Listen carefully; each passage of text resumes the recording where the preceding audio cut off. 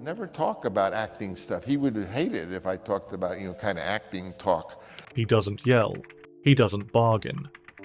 When Francis Ford Coppola loses trust in an actor, there's no drama, no warning, just silence and distance.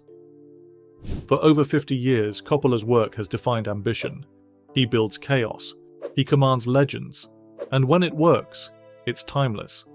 But when it doesn't, he cuts deep, quietly, permanently. One missed beat, one clash of vision, that's all it takes. He doesn't explode, he erases. Coppola doesn't just tell stories. He wages war through cinema, guided by instinct, ruled by loyalty, and fueled by actors who meet him on his terms. And when someone breaks that trust, he doesn't rebuild, he rewrites. People use the phrase "I hate." They say, and he did his passion project. Directing movies is a passion project. He's worked with Brando, Pacino, De Niro, Diane Keaton, icons. But not everyone survived the journey. Here are 5 actors Francis Ford Coppola locked out of his cinematic world and why they never came back. Number 1. Al Pacino. Footage worried everyone. The studio panicked. Coppola second-guessed. Executives were ready to replace him with James Caan. Ironically, the man already cast as Sonny. I'm starting a film now in 3 weeks, and we don't really have the money for it all together. Coppola later admitted, "I thought I'd made a terrible mistake." The dailies, and gave him the kind of blunt honesty that defines Coppola's directing. "You're not cutting it." But that tension never fully disappeared. Pacino was always careful around Coppola, respectful, but distant. They didn't work together again until The Godfather Part II. Coppola demanded absolute immersion. Pacino demanded clarity. Sometimes those things didn't align. Coppola later described Pacino's transformation as miraculous, but he also said years later, "Al kept his distance from me. I understood why." There was no public falling out, no dramatic exit. Just 2 artists who burned too bright too early and never quite circled back to where they started. Pacino made history. Coppola made a masterpiece, but in the end, they made it apart. Number 2. Harvey Keitel. Harvey Keitel was cast as the lead in Apocalypse Now.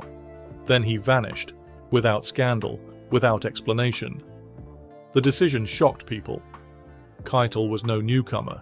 He'd already worked with Scorsese, had that raw volcanic intensity directors loved.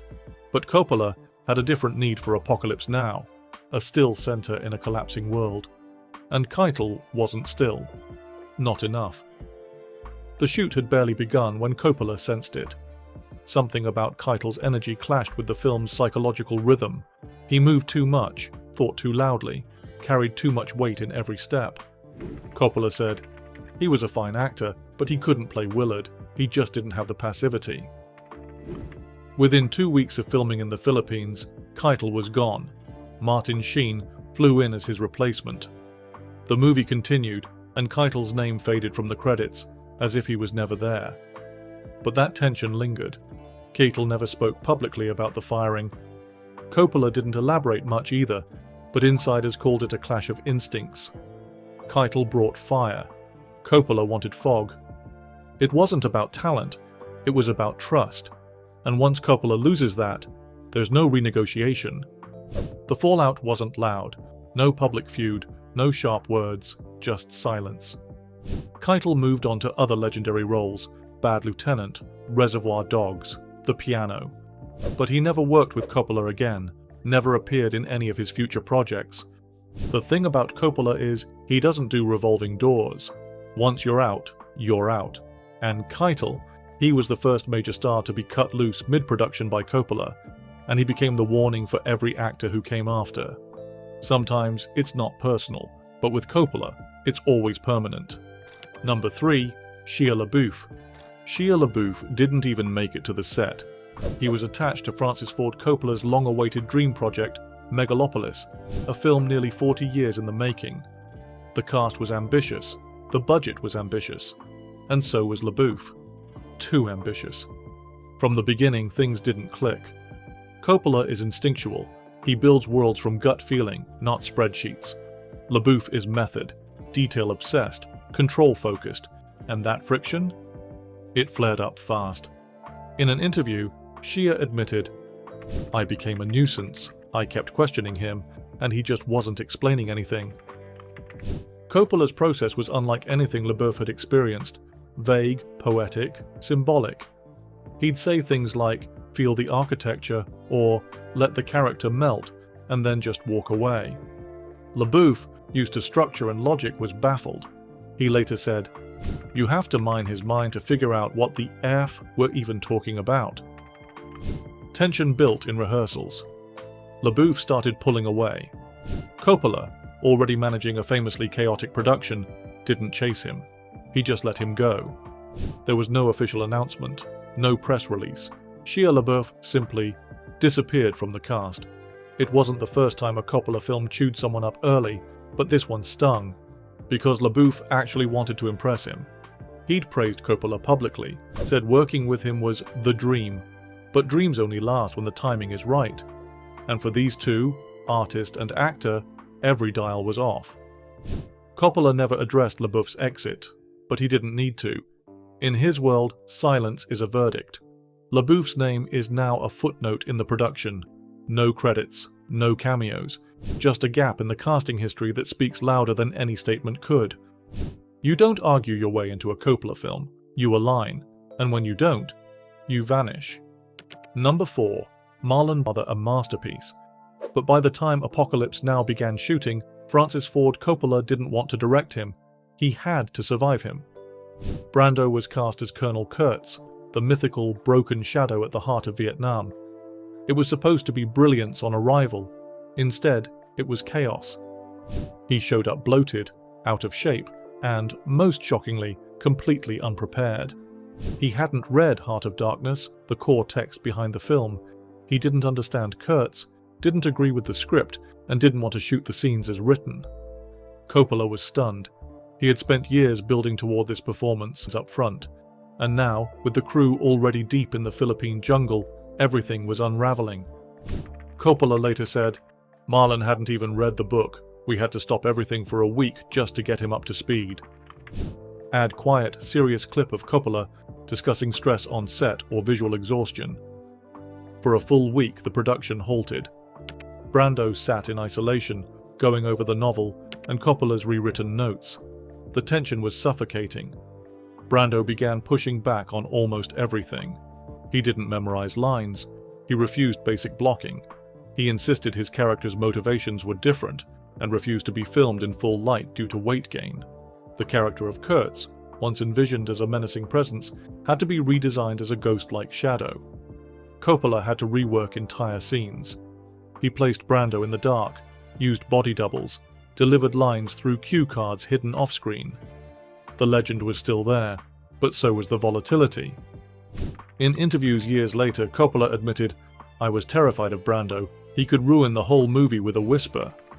The final scenes are haunting because they were shot under extreme duress.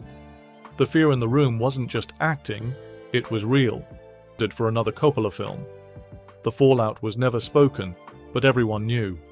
Their collaboration had burned out its fuel and nearly destroyed both men in the process. What they captured on film was immortal.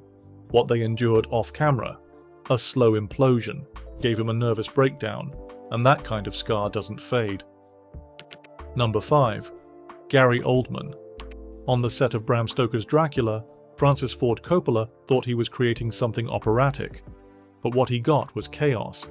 Gary Oldman wasn't just acting, he was vanishing, deep method, full immersion, the kind of performance that swallows everything, even the room. At first, Coppola was impressed, then concerned.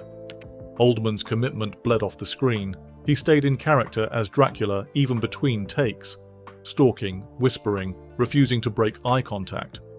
That may have worked for the role, but it shattered the dynamic with Winona Ryder.